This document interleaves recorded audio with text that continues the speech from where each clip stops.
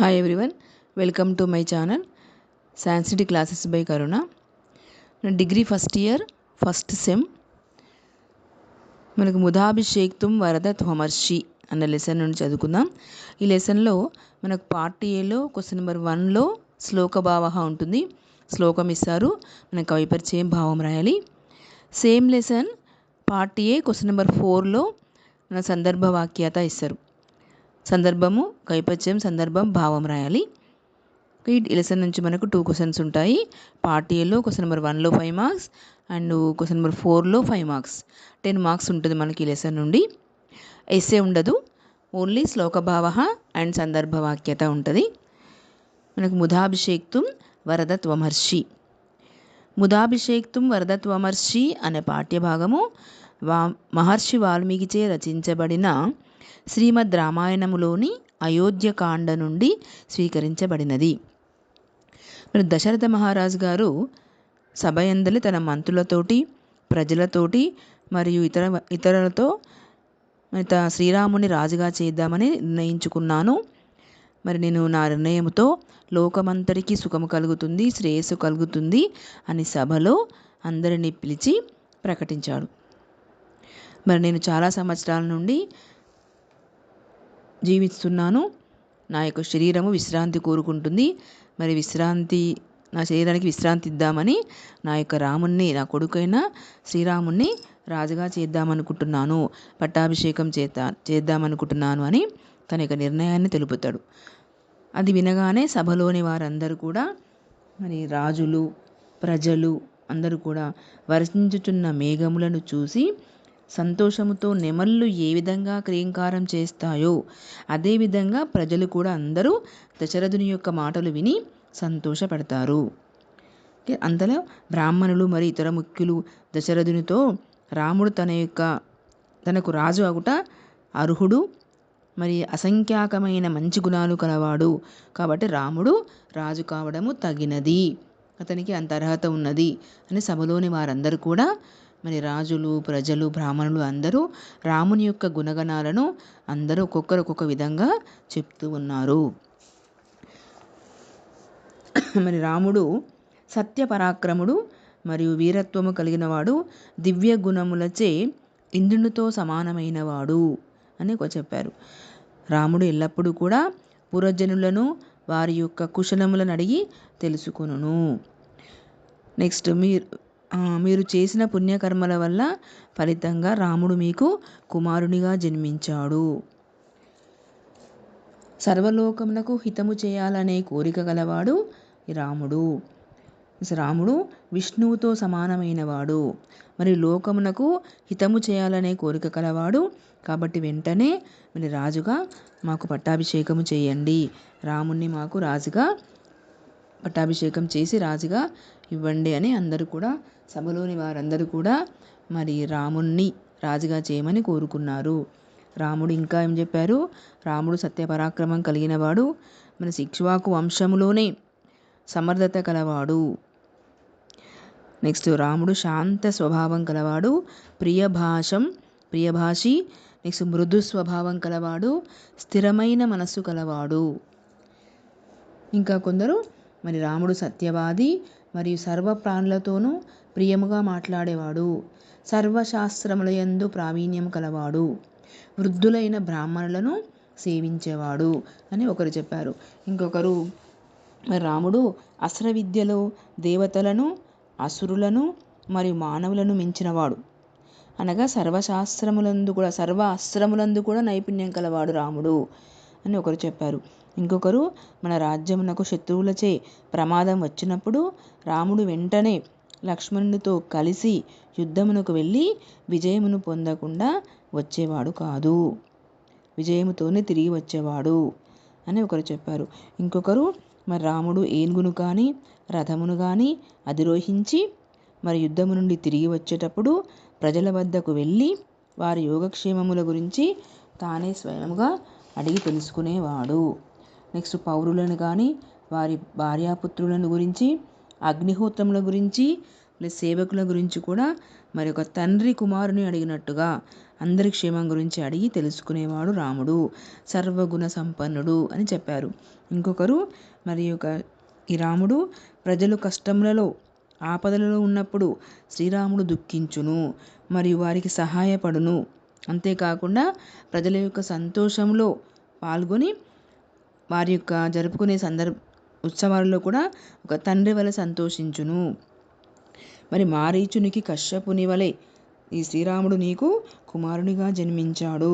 గొప్ప పుత్రులకు ఉండవలసిన గుణములన్నీ కూడా ఈ రామునికి ఉన్నాయి అని ఇంకొకరు ఏం చెప్పారు, రాజ్యమందలి ప్రజలందరూ మరియు చుట్టుప్రక్కల వారు కూడా శ్రీరామునికి గొప్పనైన బలము మరియు ఆయురారోగ్యములు కలగాలని ప్రార్థించుచున్నాము. ప్రజలందరూ మరి ఇతరులు సమావేశమై రాముడే రాజు కావాలని సర్వదేవతలను ప్రార్థిస్తున్నారు. కావున ఓ రాజా, వారి కోరిక మీ అనుగ్రహంతో నెరవేరుతుంది. కాబట్టి దయచేసి రాముని మాకు రాజుగా చేయండి అని కొందరు కోరుకున్నారు. నెక్స్ట్ ఇంకొకరు ఏం చెప్పారు, రాముడు విష్ణువుతో సమానమైన వాడు మరియు లోకం యొక్క హితమును కోరువాడు. అట్టి రాముడు శ్రీరాముని మీరు సంతోషముగా వెంటనే మా మేలు కొరకై రాజుగా పట్టాభిషిక్తుణ్ణి చేయుము అని సభయందలి రాజులు, బ్రాహ్మణులు మరియు ఇతర ముఖ్యులు అందరూ కూడా దశరథ మహారాజుతో రాముని యొక్క గుణగణాలు ఒక్కొక్కరు ఒక్కొక్క విధంగా అందరూ రాముని ప్రశంసించుకుంటూ దశరథ మహారాజుకు చెప్పారు. సభలో అందరూ కూడా దశరథ మహారాజు గారుకు రాముని రాజుగా చేయండి, మా అందరికీ సమ్మతమే అని అందరూ కూడా అక్కడ దశరథ మహారాజుకు చెప్పారు. ఇది మనకు ముదాభిషేక్తుం వరదత్వమర్షి పాఠము. మరి ఇంగ్లీష్లో చూడండి, కవి పరిచయం. ద లెసన్ ముదాభిషేక్తుం వరదత్వమర్షి is written by great sage Maharshi Valmiki. This lesson is extracted from Ayodhyakanda of Shrimad Ramayanam. The poet Valmiki is famous as Adikavi and Ramayana is famous as Adikavyam. The king Dasharatha revealed his decision in this assembly about the coronation of Sri Rama. Then all the people, the kings and some Brahmins in the assembly were unmistakably and delightfully accepted it while describing the virtues of Sri Rama. Dasharathasya Nirnayam.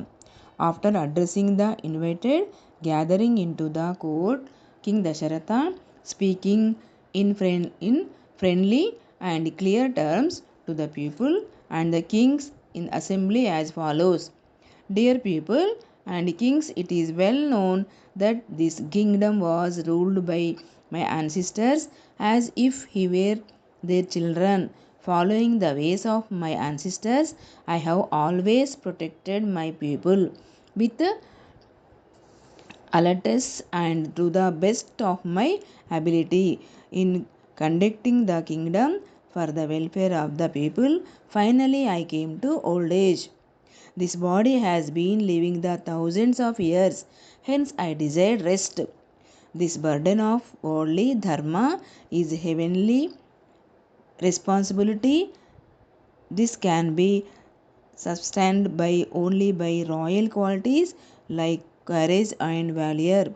A person, one who has no control of senses, he cannot carry this burden. I have become tired while carrying this burden of dharma, so I want to take rest after hand over the burden of this kingdom to my elder son Sri Rama. After listening the words, the king Dasharatha, the kings in the assembly completely Dasharatha with loud applauses as the peacocks make sounds in delight when they see the raining clouds. Later, some Brahmins and other important people speaking to the aged the king of follows. O king, you are an old person with thousands years of age. Hence, incarnate Rama immediately as the ruling prince. All of us want to see the coronated Rama, who is moving on a great elephant Rama is equal to Devendra in heavenly qualities.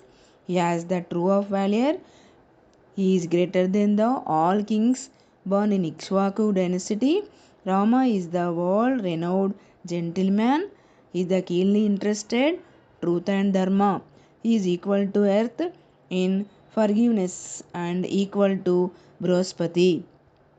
The king Dasharatha, he is skilled in the use of various weapons known to immortals, demons and men. He is well talented in various sciences and all Vedas. If it is necessary to go to war, being protect our kingdom, then Rama immediately goes with Lakshmana and returns back only after obtaining the victory. Rama feels sad towards affection of people and feels delighted in all of their celebrations. He is like God Vishnu himself in strength, heroism and valor. He knows the ins and outs of public administration. His senses are not applicated by position. He is capable of ruling not only this kingdom but also the three worlds. Rama is born to you as son because of your good fortune of the welfare of this world. He has all virtues befitting of son like Kashyapa the son of Mariji. For our benefit, you gladly ingratiated your son Rama, who is equal to Vishnu and who is interested in the welfare of this entire world. In this way, sage Valmiki well narrated in the second canto of Ayodhya Kanda in Ramayana that the decision of Dasharatha about the coronation of Rama and the opinions as well as acceptance of these people in this assembly. కానీ ఈ విధంగా అందరు రాజులు ప్రజలు బ్రాహ్మణులందరూ కూడా మరి రాముని రాజు చేయమని చెప్పేసి అందరూ ప్రార్థిస్తున్నారు. ఈ విధంగా మనము తెలుగులో రాయొచ్చు, ఇంగ్లీష్లో రాయొచ్చు. మన క్వశ్చన్ నెంబర్ 1లో ఒకటే శ్లోకం ఇస్తారు. మనము ఈ రాముని యొక్క వర్చెస్ ఆయన క్వాలిటీస్ అన్నీ కలిపి రాస్తే సరిపోతుంది. కవిపత్యం రాయాలి, భావం రాయాలి. అండ్ క్వశ్చన్ నెంబర్ 4లో మనకు ఒకటే లైన్ అండర్షన్ ఇస్తారు, సందర్భం ఇస్తారు. మనం కవిపరిచయము, సందర్భము రాయాలి, భావం రాస్తే సరిపోతుంది. రాముని క్వాలిటీస్ అన్నీ కలిపి రాస్తే మనకు ఆన్సర్ వచ్చేస్తుంది. ఈ వీడియో మీకు నచ్చినట్లయితే లైక్ చేయండి, షేర్ చేయండి, సబ్స్క్రైబ్ చేయండి.